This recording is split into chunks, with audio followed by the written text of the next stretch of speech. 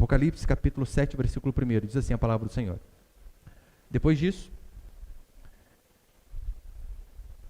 vi nos 4 cantos da terra 4 anjos em pé, retendo os 4 ventos da terra, para que nenhum vento soprasse sobre ela, nem sobre o mar, nem sobre árvore alguma. Aqui os 4 ventos é só uma ilustração de norte, sul, leste, oeste, apenas isso. Verso 2. Vi outro anjo subir do oriente, tendo o selo do Deus vivo. Ele clamou em alta voz aos anjos que havia recebido autoridade para causar danos à terra e ao mar. Não danifiqueis a terra, nem o mar, nem as árvores, até que selemos a testa dos servos do nosso Deus. Então, ouvi o número dos que foram selados e eram de 144 mil de todas as tribos dos filhos de Israel. Depois do versículo 5 ele vai começar a dizer, 12 mil da tribo de Judá, da tribo de Gade, eu não preciso ler isso aí porque ele vai repetir. Mas depois no versículo 9, ele continua dizendo assim, depois dessas coisas vi uma grande multidão que ninguém podia contar, e todas as nações, tribos, povos e línguas, em pé diante do trono e na presença do Cordeiro, todos vestidos com túnicas brancas e segundo palmas nas mãos, e com palmas nas mãos. E clamavam em alta voz, salvação ao nosso Deus, que está sentado no trono, e ao Cordeiro. Até aí tá bom, o restante eu vou explicando. O capítulo 7, aqui de Apocalipse, ele continua dentro daquela sessão dos 7 selos que eu tenho ministrado nas últimas semanas. E não sei se você se lembra, nas últimas semanas, para ser mais específico, na última quarta-feira, eu falei sobre o juízo de Deus sobre os ímpios, sobre como seria a ira de Deus descarregada sobre aqueles que não creem no Senhor. E tem até uma expressão forte que aqueles impenitentes, aqueles ímpios usam, é a seguinte: caí sobre nós, ó montes. Eles se deparam com a ira de Jesus Cristo. Eu sei que a maioria das pessoas estão acostumadas com aquele Cristo paz e amor, mas o que a Bíblia vai dizer é que no dia do juízo, as pessoas vão preferir ser esmagadas por montanhas do que ver a ira do Cordeiro. E na semana retrasada, que eu falei sobre fome, sobre inflação, sobre, lembra, uma medida de denário para comprar uma medida de trigo? E perceba o quanto a Escritura é contemporânea. Mesmo escrita há 2000 anos atrás, aí, em média. Olha para você ver. A Escritura diz que nos últimos dias, lembrando mais uma vez, os últimos dias é aquele período que compreende da vinda de Jesus Cristo até a sua volta. Ou seja, este período ao qual nós estamos vivendo.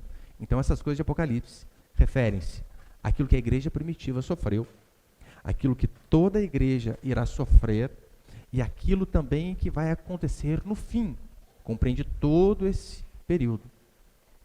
E quando a Escritura diz a respeito de fome, pandemia, miséria, hoje, na verdade eu vi ontem, um vídeo do prefeito de Aparecida, aqui do nosso lado, na Rede TV, dando uma entrevista para o Ernesto Lacombe, lá no programa, e ele engasgando com choro para falar que 70% do seu município está desempregado.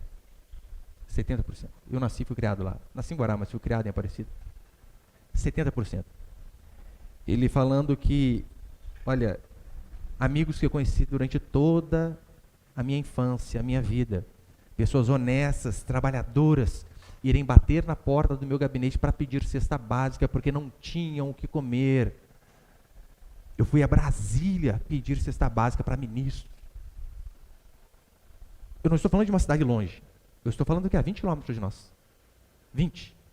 A tristeza. Uma cidade que vive do comércio, para você ver o como o Apocalipse continua sendo contemporâneo. Desses governos malignos, opressores de fome, miséria, pandemia, guerras e por aí vai. No 6º selo, falou sobre a ira de Deus sobre os incrédulos. E agora então nós entramos no capítulo 7, onde ele vai falar qual será o tratamento dos filhos de Deus no dia do juízo. Os ímpios, ira. Lembre-se disso. Não tem essa historinha de que, Deus ama a todos. Não. Aqueles que não se arrependem dos seus pecados, o que a Escritura diz é que eles receberão a ira de Deus. E aqui no capítulo 7 nós veremos como que o povo de Deus será tratado. O primeiro princípio é o seguinte, põe ele, por favor, Vinícius. O juízo de Deus não atinge o seu povo. Não atinge. Olha o que nós lemos aqui. Antes daquele anjo vir e destruir aquelas nações, aquele lugar, diz a Escritura que outro anjo se levanta e diz, espere um pouco, espere até que eu sele, marque com o selo aqueles que são escolhidos, aqueles que são de Deus. Só assim, depois disso, você pode trazer a destruição que você iria trazer. A simbologia do selo aqui, né, de marca, para mostrar que uma propriedade é de determinada pessoa. Este é o sentido. Assim como antigamente, talvez não tão antigamente, né? Lembra que os fazendeiros lá, a novela Rei do Gado, lembra a novela Rei do Gado? Que tinha lá a marca do R lá no boi, que marcava com ferro quente. Hoje em dia acho que é com nitrogênio, é bem mais fácil, né? Não é tão dolorido. Mas tem o logotipo ali do dono da fazenda, para dizer, minha propriedade. É este aqui o sentido. O Senhor, no dia do juízo, no dia que for vir a desgraça sobre toda a humanidade, o Senhor vai marcar aqueles que são seus, para que essa desgraça que virá sobre todo mundo não recaia sobre os seus filhos. Selar o povo de Deus. Isso nós vemos não apenas aqui em Apocalipse. Nós temos exemplos disso também no Antigo Testamento. Vamos lá para Êxodo, para Páscoa. Diz a Escritura que o Senhor começa a enviar pragas sobre o Egito. 1, 2, 7, 8, 9. A 10ª praga era a morte dos primogênitos. Só que você lembra qual foi o aviso antes? Deus ordenou, vocês que têm fé, matem o cordeiro, peguem o seu sangue, passem no umbral da porta, né, ali na parte de cima da porta, ao entorno do batente da porta. E então, quando o anjo da morte passar, e ele ver o sangue do cordeiro ali, ele vai passar por cima. É este o significado de Páscoa, passar por cima, passar de lado, não ferir o primogênito. Ali já era mais um símbolo do selo de Deus sobre o seu povo. E é claro, ali estava fazendo uma referência explícita ao Cordeiro que viria anos mais tarde, a Jesus Cristo, de que aqueles que têm fé no seu nome, esses são marcados pelo Cordeiro e não sofrerão destruição no dia do juízo. Romanos capítulo 8, verso 1, Paulo vai dizer assim, portanto agora já não há condenação alguma para os que estão em Cristo Jesus. Não há condenação. Qual é a condenação que a Escritura diz que não pesa sobre nós? Não é a condenação de um tribunal humano. Podemos ser julgados e condenados de forma injusta, ainda mais num país se tratando de Brasil. Claro que podemos. Mas o que a Escritura diz é que nós jamais seremos condenados no dia do juízo. Por quê? Porque nós somos selados, lavados pelo sangue do Cordeiro. A Escritura também vai dizer que o amor lança fora todo medo. Só que você pode pensar assim, pastor, que medo? Não é o medo das desgraças, da morte. É o medo justamente da condenação eterna. Este medo eu e você não precisamos ter. Podemos temer tudo. Mas o medo da condenação, jamais. Ainda que os homens possam nos desamparar, o que a Escritura diz é que Deus jamais desampara os seus filhos. Então, nesta questão de condenação, fique em paz. Não atemorize o seu coração, mas creia que quando você se arrependeu dos seus pecados, você foi selado pelo sangue de Jesus Cristo. Então nós não sofreremos este juízo ao qual a Escritura vai dizer. O segundo princípio, quem são esses selados? Quem são os selados por Deus? Vou começar falando um pouquinho dos testemunhas de Jeová. Aqueles que vão bater a porta da sua casa domingo de manhã. Agora não sei se vai, né? Aquele que vai bater a sua porta domingo de manhã. Testemunhos de Jeová, eles acreditam que estes 144 mil ao qual a Escritura fala, se trata de forma não alegórica, mas de uma forma real. São apenas 144 mil pessoas que serão salvas. É isso que eles dizem. Não precisa ser muito teólogo. Vamos agir só um pouco pela lógica. Se eles acreditam que os 144 mil são literais, pensa comigo. Fiz uma pesquisa rápida no Google hoje, 2021, e a população, né, a quantidade de membros de Testemunho de Jeová é aproximadamente 8 milhões e 200 mil pessoas vivas, fora os que já morreram. Só eles já extrapolou o limite. Acabou. 144 mil, gente, tem 8 milhões só hoje, tirando os que morreram.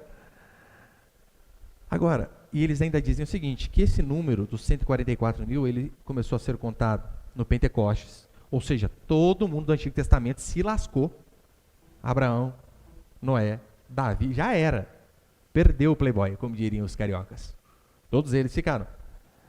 Que começou a ser contado em Pentecostes e findou em 1935. Depois de 1935 em diante, não há mais chance de ser salvo. Com base no que eles dizem isso? Ninguém sabe. Mente deles. Como que eles chegaram a essa data? É um mistério. Não há nenhum estudo empírico para isso. Agora, os testemunhos de Jeová de hoje, eles trabalham arduamente. Percebeu? Sol de rachar, tá com o guarda-chuvinha lá batendo no portão da sua casa. Eles trabalham mesmo sabendo que eles não vão para o paraíso. O que eles acreditam é que, como os 144 mil já se completou, o que resta é a série B do céu. Sabe o povo da subdivisão do país celestial subdividido ali? Subdesenvolvido, melhor dizendo. Eu pergunto, gente, para que esse testemunho de Jeová, então, se você não pode ser salvo mais? Só aí você já descarta essa religião. Mas é claro, não tem como dar crédito para eles, não só por conta disso, é por conta das inúmeras heresias e também das suas profecias furadas. Olha para você ter uma ideia. Eles disseram que Jesus Cristo voltaria no ano de 1914. E segundo eles mesmos, se os 144 mil findou em 1935, Jesus está vindo antes da hora. Calma aí. Vindo antes? Eles não sabem calcular. Mas eles disseram que Jesus voltaria em 1914. Sabe o que aconteceu em 1914? Primeira Guerra Mundial. Justamente naquele dia que eles falaram, naquele ano que eles disseram que o Messias voltaria. Mas eles foram adiante. Eles reformularam. Não, 1918. Não voltou. 1920, 25, 75, 2000. Agora estão dizendo que é em 2034. Uma hora eles acertam. Vai chutando, né? Uma hora dá certo. Mas há uma outra interpretação para esses 144 mil aqui. É o que nós chamamos dos dispensacionalistas. Quem são os dispensacionalistas? Estes acreditam que haverá um arrebatamento, e neste arrebatamento, os cristãos serão levados para Deus. Talvez você já viu aquele adesivinho em carro lá, escrito assim, em caso de arrebatamento, este carro ficará desgovernado. Já viram? Tem um monte de carro desgovernado aí com mulher dirigindo e não foram arrebatadas nada. Mulher cadeira, tem um homem que dirige mal também, mas não precisa ser arrebatado por carro andar desgovernado. Empina então, nossa, tá cheio. Eles acreditam assim. Eles acreditam que quando os cristãos forem arrebatados, os verdadeiros cristãos forem arrebatados, e então, neste período de tribulação, 144 mil judeus vão se converter. É assim que eles creem. A nossa interpretação, a interpretação reformada, histórica, não é minha, a interpretação reformada, histórica da igreja, nós acreditamos que esses 144 mil ao qual a Escritura diz, é um número simbólico, não um número literal. É um número que fala da totalidade do povo de Deus. Pastor, mas por que a igreja acredita que é um número simbólico? Olha o versículo 9, você pode acompanhar comigo? Apocalipse 7, 9. Depois dessas coisas, vi uma grande multidão que ninguém podia contar, de todas as nações, tribos, povos e línguas, em pé diante do trono, na presença do Cordeiro, todos vestidos com túnicas brancas e segurando palmas nas mãos. Calma aí, quem que ele viu?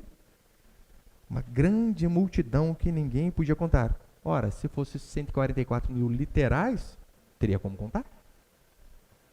E ainda mais diz de todos os povos. Se você for um pouquinho lá para o Antigo Testamento, qual foi a promessa que Deus fez a Abraão? Abraão, a sua descendência vai ser como 144 mil pessoas. É isso? Não. A sua descendência será como a areia do mar, para mostrar que será incontável. Então, esse é um dos motivos porque a igreja histórica acredita que esses 144 mil é apenas algo figurado, assim como existem várias outras figuras também em Apocalipse para mostrar a totalidade do povo de Deus. Mas há um outro tipo de interpretação, são aquelas pessoas que, para elas, existem dois povos de Deus. Como se Jesus Cristo tivesse a sua noiva, mas também tivesse a 02, a concubina, a mulher titular e a reserva. Como se os judeus fossem um povo e então nós, os gentios, a igreja, aqueles que creem em Cristo, fosse outro povo. Mas o que nós vemos é que a Bíblia é categórica em dizer que apenas um povo de Deus, aqueles que creem em Jesus Cristo, judeu ou gentil, não interessa se mora no Brasil, fora do Brasil, aquele que crê em Jesus Cristo é o que faz parte do povo de Deus. Tanto é que Paulo em Romanos, põe ele, por favor, Vinícius. Romanos capítulo 2, verso 28, olha o que Paulo vai dizer. Porque judeu não é quem o é exteriormente, nem é circunciso quem é apenas no exterior. Ele está dizendo, olha, a circuncisão era o símbolo máximo do judaísmo, lembra? Que era ali o corte, né, do prepúcio, do órgão viril masculino. Então, esse era um dos símbolos do judaísmo. Por conta daquilo, eles diziam, esse é judeu. E então Paulo vem e argumenta, não, judeu não é só aqueles que são circuncidados. Povo de Deus não são só aqueles. Porque judeu não é quem o é exteriormente, nem é circunciso quem é apenas no exterior, na carne. Mas judeu é quem é no interior, e circuncisão é a do coração, realizada pelo Espírito, não pela letra, cujo louvor não provém dos homens, mas de Deus. Ou seja, quem é o verdadeiro Filho de Deus? É aquele que foi circuncidado no coração, e como a circuncisão era arrancar ali, né, a pele, a carne. A alusão lógica é de que a circuncisão verdadeira é aquele que arrancou o pecado, que se arrependeu e lançou seus pecados diante de Jesus Cristo, independentemente de etnia, mas aqueles que creem em Jesus Cristo. Filipenses capítulo 3, Paulo ainda diz assim, porque nós é que somos a circuncisão, nós, os que servimos a Deus em espírito, e nos orgulhamos em Cristo Jesus, e não confiamos na carne. Ou seja, nós, aqueles que de fato servem a Deus no espírito, que não confiam que a salvação vem por seus méritos, mas aqueles que acreditam que a salvação veio por Jesus Cristo, aqueles que creram nele e se arrependeram dos seus pecados. Esses são de fato os filhos de Deus. Terceiro, os cristãos na grande tribulação. Versículo 13 e 14, você pode acompanhar comigo? Apocalipse capítulo 7, verso 13. Olha o que diz. Então um dos anciãos me perguntou, quem são e de onde vieram estes que estão vestidos com túnicas brancas? Eu lhe respondi, meu senhor, tu sabes. E ele me disse, estes são os que vêm da grande tribulação, e lavaram as suas túnicas e as branquearam no sangue do Cordeiro. Aqui uma pergunta retórica que o ancião faz para João. Quem são esses daí, João? Senhor, tu sabes. Eu não sei nada, eu estou aqui para saber, o Senhor está me mostrando. E perceba de onde vieram os cristãos? Eles não vieram do paraíso. Não. Eles não vieram de uma rede preguiçosa para deitar. Diz a Escritura que eles vieram da tribulação. Da grande tribulação, da dificuldade mesmo. Ao dizer que cristãos estão livres da ira de Deus, não estou dizendo de forma alguma que cristãos estão livres de angústias, de problemas, de tribulação, de sofrimento. Claro que não. Não estamos livres dessas coisas. Há um período, sim, chamado de grande tribulação, mas a vida em si, meu irmão, é uma vida atribulada. Você percebeu? Toda vida é angústia em cima de angústia. Shakespeare vai dizer no seu livro King Lear, o Rei Lear, ele diz assim, chegamos chorando neste palco de loucos.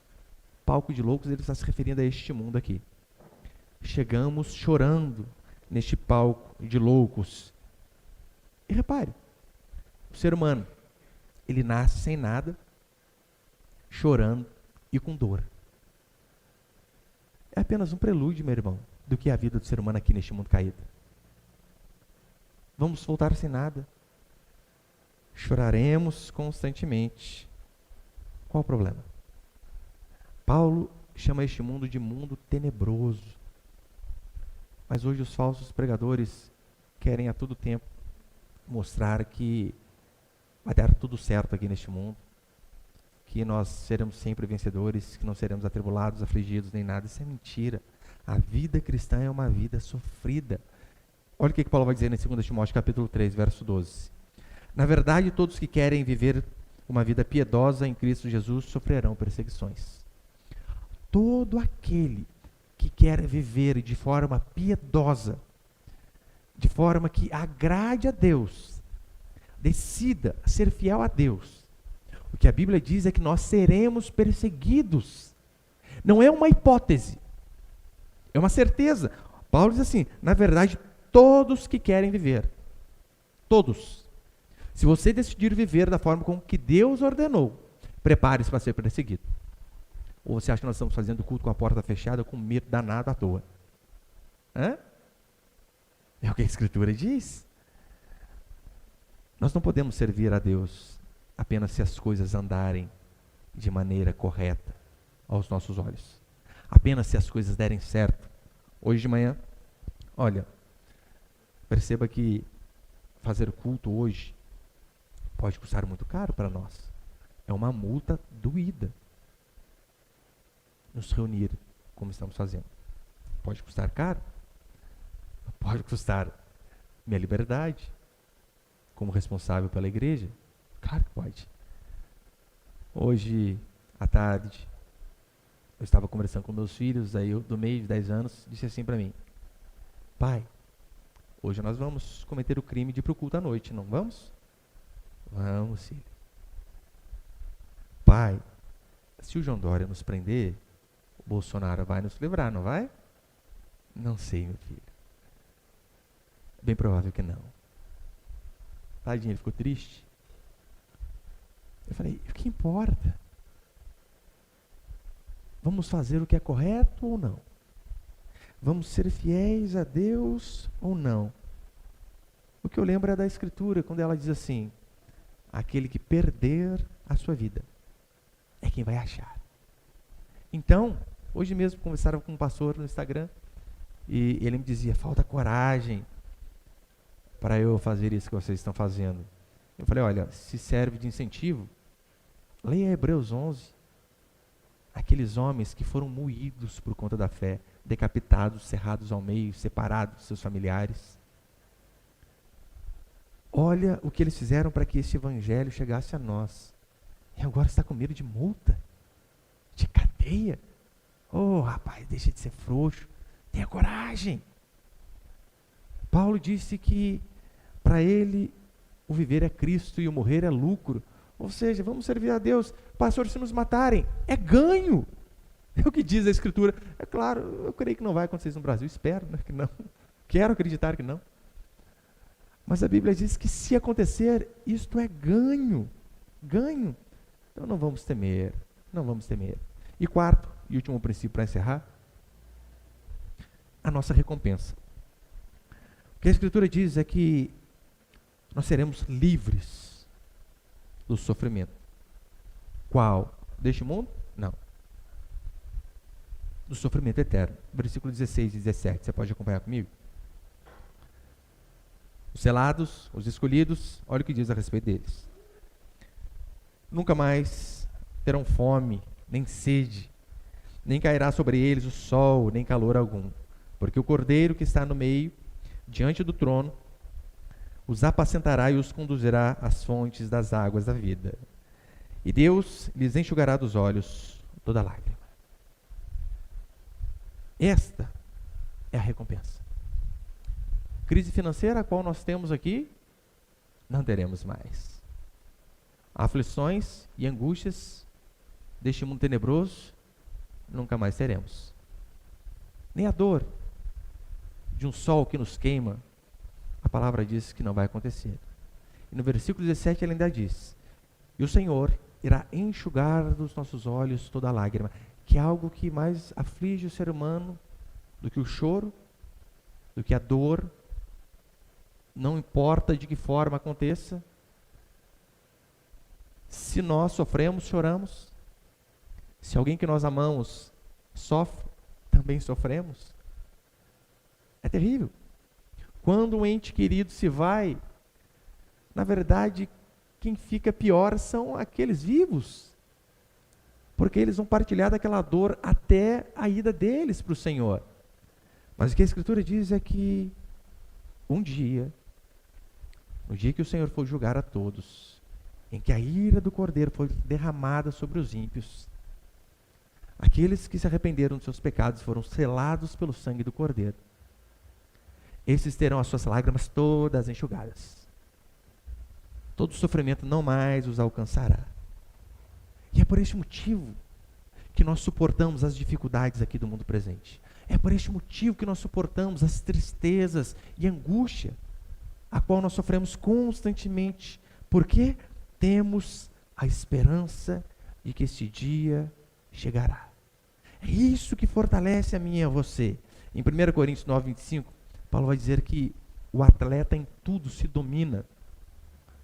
Repare como são os atletas realmente de alto rendimento, profissionais, os atletas olímpicos.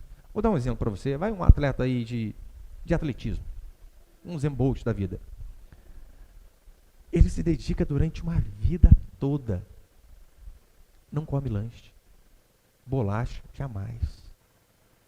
Açaí, Deus o livre. Há uma alimentação regrada, ao extremo. Sair à noite, barzinho, comer pizza, não vai. E ele então às vezes se dedica durante uma vida toda, às vezes mais acentuado num período de 4 anos até chegar à próxima Olimpíada. E então esse atleta, esse velocista, que dedica uma vida toda, disputa uma prova que dura sabe quanto tempo? 10 segundos. Toda uma vida dedicada para correr 10 segundos.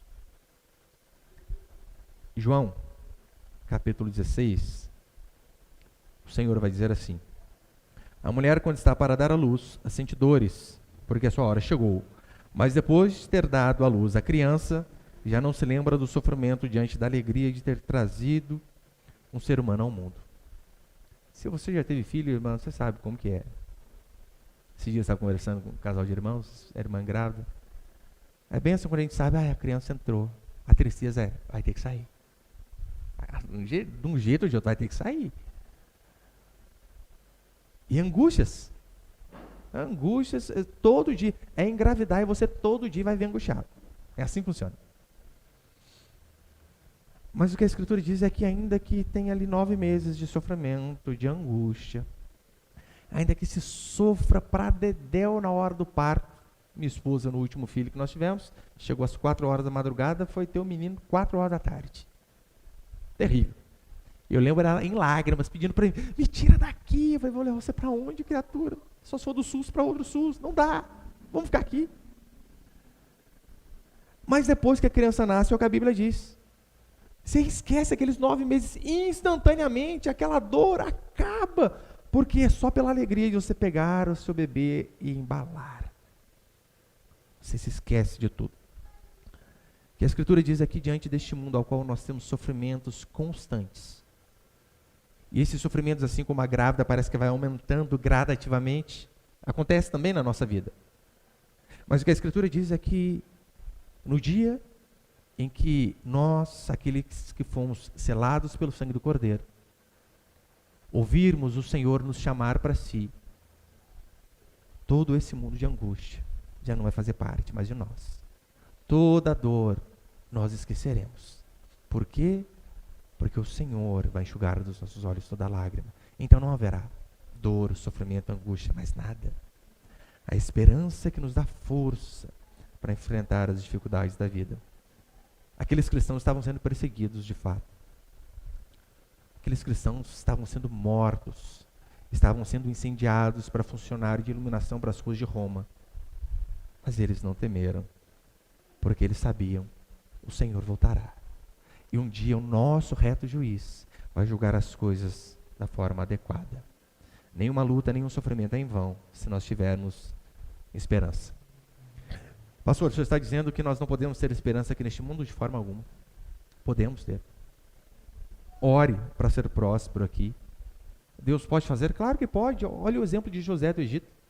O segundo homem mais poderoso de sua nação. Claro que Deus pode fazer de nós poderosos aqui. Mas ainda que não faça aqui, na outra vida é certeza. Tenha esperança aqui. Lembrando o que Paulo diz. Se a nossa esperança em Cristo se limita apenas a essa vida, somos os mais infelizes de todos os homens. Tenha, sabendo que nós não somos deste mundo. E a consequência é que ele vai dizer que seremos livres do sofrimento, limpos, vestidos com vestiduras brancas, um símbolo de justiça, não nossa, mas a justiça de Cristo sobre nossas vidas, cheios da glória de Deus e adorando o Senhor em novidade de vida. Amém, meus irmãos?